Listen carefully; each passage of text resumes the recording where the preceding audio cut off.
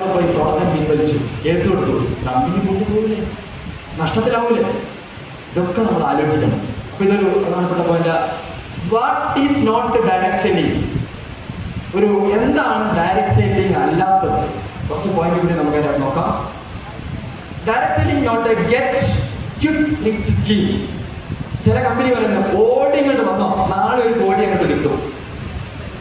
ഞാൻ 2 മാസമായിട്ടാണ് തുടങ്ങിയിട്ടുള്ളൂ, എൻ്റെ ബെൻസ് കണ്ടോ, നടക്കും. മണിച്ചേനാണ്. ഡയറക്ട് സെല്ലിംഗ് എന്ന് പറഞ്ഞു കഴിഞ്ഞാൽ ഗെറ്റ് ക്വിക്ക് റിച്ച് സ്കീംസ് അല്ല, ഒന്നാമത്തെ കാര്യം. രണ്ടാമത്തെ കാര്യം, direct selling not easy. Simple അല്ല, ഈസി അല്ല. ഡയറക്ട് സെല്ലിങ്ങിന് അതിൻ്റെതായിട്ടുള്ള പണികളുണ്ട്, എഫേർട്ട് ഉണ്ട്. പക്ഷെ എല്ലാ കാലത്തും ഉണ്ടെന്നല്ല, സ്മാർട്ട് ഫോൺ കൂടിയ, പക്ഷെ ഇതിൻ്റെതായിട്ടുള്ള കുറച്ച് വർക്കുകൾ നമുക്ക് ചെയ്യണം. അടുത്തെന്താ, direct selling not for every one. എല്ലാവർക്കും ഉള്ളതല്ല. ഇത് എല്ലാവരോടും പോയി പറയണ്ട, തൽക്കാലം നിങ്ങൾ മനസ്സിലാക്കിയാൽ മതി. എല്ലാവർക്കും ഇല്ലതല്ല എന്ന് പറയാൻ കാരണം, ചില ആളുകൾ ഇതിനകത്തൊന്ന് പരീക്ഷിക്കാൻ ഒരു കൈ നോക്കാം എന്നൊക്കെ അവർക്കുള്ളതല്ല. ചില ആളുകളുണ്ട് മങ്കി മൈൻഡേറ്റ് വരുന്ന ആൾക്കാരുണ്ട്. എന്താ മങ്കീന്റെ പ്രത്യേകത? എന്താ?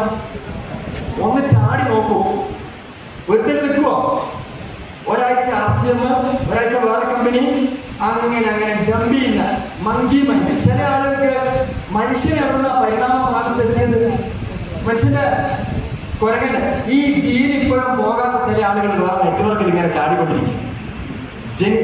കുരങ്ങന്റെ ജീന് മാറിയിട്ടില്ല. നമ്മളൊക്കെ 10 കൊല്ലം 15 കൊല്ലം കിട്ടുന്ന മങ്കി മൈൻഡ് അല്ലാത്ത പോകുന്നു. ഉറച്ചു നിന്നോ, ഉറച്ചു നിൽക്കുന്നോ, ഉറച്ചു പറയുന്നു, അങ്ങനെയല്ല. Consistency, the most powerful person in the world. Consistent ആയിട്ടുള്ള ആളുകളാണ് ലോകത്തിലെ ഏറ്റവും ശക്തരായിട്ടുള്ള ആളുകൾ എന്ന് പറയുന്നത്. മനസ്സിന് ഉറപ്പ് വേണം. അല്ലേ സാറേ? ഒരു കല്യാണം കഴിച്ചു, ഭാര്യനെ കൊണ്ട് ഇങ്ങനെ പോകുമ്പോൾ നല്ലൊരു സുന്ദരിനെ കണ്ടു, നീ അവിടെ നിൽക്കും, ഞാൻ അവിടെ കെട്ടാൻ പോകുന്ന പറഞ്ഞ പരിപാടി. ഇതാണ് നെറ്റ്വർക്കിൽ പലരും ചെയ്യും.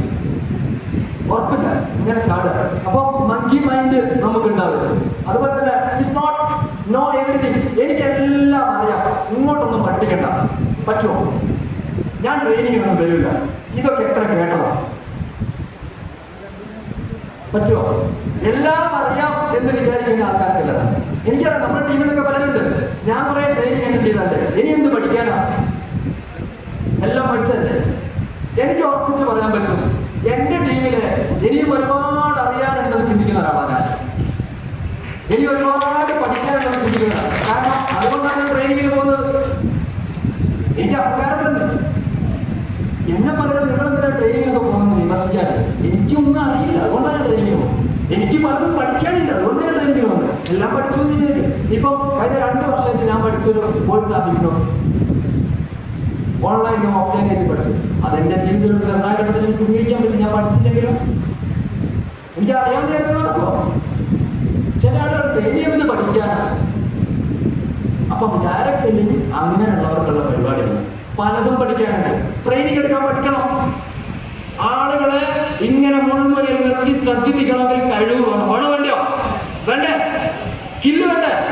ചില ആളുകൾ ക്ലാസ് എടുത്താൽ ഉറങ്ങിപ്പോകുന്നുണ്ടെങ്കിൽ പണി പഠിക്കാത്തതുകൊണ്ടാണ് ഞാൻ പറയും, കൈയടിച്ചു. അപ്പൊ എല്ലാ കാര്യത്തിലും നമുക്ക് എന്ത് വേണം? സ്കില്ല് വേണം, ഡെവലപ്പ് ചെയ്യണം. അതുപോലെ തന്നെ ക്രിട്ടിക്കൽ സക്സസ് ഫാക്ടർ, വളരെ നിർണായകമായ നെറ്റ്വർക്കിലെ വിജയ ഘടകങ്ങൾ എന്താണെന്നറിയോ? Choose the right company. അങ്ങനെയാണെങ്കിൽ നമുക്ക് കൈയടിക്കാം. ഇന്ത്യയിലെ ലോകത്തിലെ ഏറ്റവും നല്ല കമ്പനി ഏത് കമ്പനി?